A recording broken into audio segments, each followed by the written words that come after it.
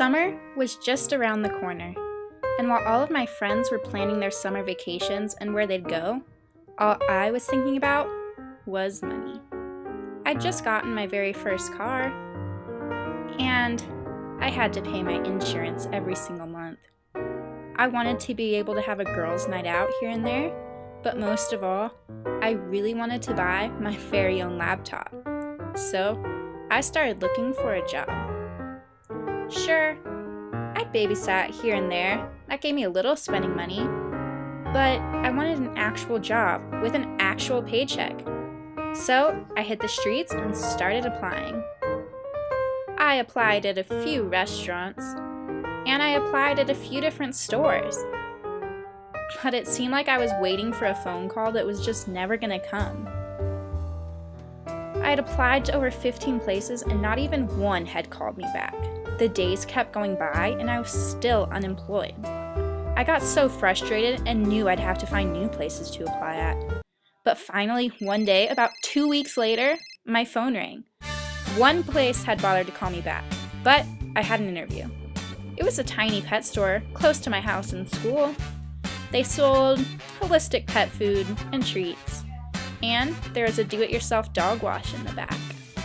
At first, I was so excited I'd gotten the interview, but then my horrible nerves hit me. I was always so nervous when it came to meeting new people. And now I had to go meet some big scary boss? What was I expected to wear to this interview? He had my application, but should I also bring a resume? Do I arrive right on time or 15 minutes early? All of these questions kept racing through my head until I finally got in my car and just drove to the store.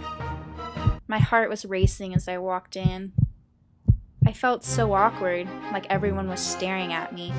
I was so nervous, I just wanted to crawl in a corner and disappear. I saw the manager walking toward me. He looked like an old scary man.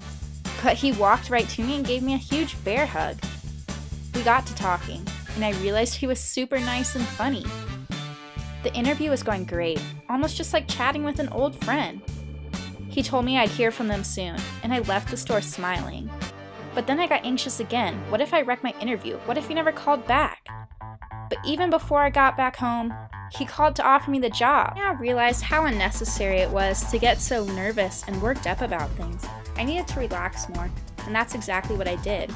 I soon became good friends with the rest of the staff and quickly learned the ropes of the job, and eventually I began training the new people. I know now not to let my nerves get a hold of my brain, and it's really helped me out in everyday situations. And I owe it all thanks to my first job at the little pet store down the street.